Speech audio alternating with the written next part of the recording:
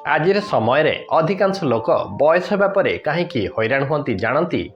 ଆସନ୍ତୁ ଜାଣିବା ପୂର୍ବରୁ ଯେଉଁମାନେ ପ୍ରଥମ କରିକି ଚ୍ୟାନେଲଟିକୁ ଦେଖୁଛନ୍ତି ସବସ୍କ୍ରାଇବ୍ କରିଦିଅନ୍ତୁ ବା ଫଲୋ କରିଦିଅନ୍ତୁ। ହଁ ଆଜ୍ଞା, ବୟସ ଥିଲାବେଳେ ଆମେ ଏମିତି କିଛି ଲୋକଙ୍କ ସହିତ ସମୟ ବିତେଇ ଦିଅନ୍ତି ଯେଉଁମାନେ ସୁଖ ବେଳେ ତ ସାଥ ଦିଅନ୍ତି କିନ୍ତୁ ଦୁଃଖ ବେଳେ ମୁହଁ ମୋଡ଼ି ଦିଅନ୍ତି। ଆପଣ ଜାଣିଛନ୍ତି ବହୁତ ଲୋକ ଆପଣଙ୍କର ବାହାଘର ବ୍ରତଘର ଜନ୍ମଦିନରେ ଆପଣ ଡାକନ୍ତୁ, ଆପଣ ଟିକେ ଖବର ଦେବେ, ଖବର ଦେବା ମାତ୍ରେ ସେମାନେ ଆସି ଆପଣ ପାଖରେ ପହଞ୍ଚିଯିବେ। କିନ୍ତୁ ଥରେ ଭାବନ୍ତୁ, ଆପଣଙ୍କର ଗୋଟେ ମେଡ଼ିକାଲ କେସ୍ ହେଉ ବା କିଛି ଗୋଟେ ଏମିତି ପ୍ରୋବ୍ଲେମ୍ ହେଉ ଯେଉଁଥିରେ ଆପଣ ଫସି ଯାଇଛନ୍ତି, କିନ୍ତୁ ସେହି ସମୟରେ କେହି ସେମାନେ ଦେଖାଦେବେ ନାହିଁ।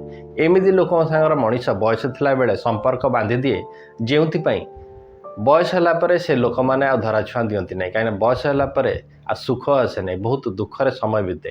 କାରଣ ବୟସ ହେବା ପରେ ଅଧିକାଂଶ ସମୟ ଶରୀର ଅସୁସ୍ଥ ରୁହେ। ଅନ୍ୟ ଏକ କାରଣ, ମଣିଷ ବୟସ ଥିଲାବେଳେ ନିଜର ଟଙ୍କାକୁ ଏମିତି ଜାଗାରେ ଲଗାଇ ଦିଏ ଯେ ଯେଉଁଠି ଲାଭ ମିଳିବା ତ ଛାଡ଼, ମୂଳ ବି ବେଳେବେଳେ ବୁଡ଼ିଯାଏ। ଆପଣ ବୟସ ଥିଲାବେଳେ ଯେଉଁ ଟଙ୍କା ରୋଜଗାର କରିଥାନ୍ତି ତାହାକୁ ଆପଣ ଏମିତି ନଷ୍ଟ କରିଦେଇଥାନ୍ତି।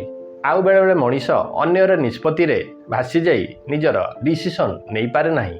ଆଉ ଭୁଲ ନିଷ୍ପତ୍ତି ନେଇଯାଇ ନିଜର ଭବିଷ୍ୟତକୁ ନଷ୍ଟ କରିଦିଏ। ଆଉ ବେଳେବେଳେ ଏହା ଭୁଲ କରେ ଯେ ଭବିଷ୍ୟତକୁ ନ ଦେଖି ବର୍ତ୍ତମାନ ସବୁକିଛି ସାରିଦିଏ। ବେଳେବେଳେ ମଣିଷ ନିଜର ସନ୍ତାନ ମୁହଁରେ ପଡ଼ି ସନ୍ତାନଟିର ଭବିଷ୍ୟତକୁ ନଷ୍ଟ କରିଦିଏ, ଯେଉଁଥିପାଇଁ ବୟସ ହେଲା ପରେ ମଣିଷ ସନ୍ତାନ ପାଇଁ ମଧ୍ୟ ପ୍ରୋବ୍ଲେମରେ ପଡ଼େ। ତେଣୁ ମଣିଷ ନିଜ ଜୀବନ କାଳ ଭିତରେ ଏମିତି ବହୁତ କିଛି ଭୁଲ କରି ବସେ, ଯେଉଁଥିପାଇଁ ବୟସ ହେବା ପରେ ସେ ପ୍ରୋବ୍ଲେମରେ ପଡ଼େ।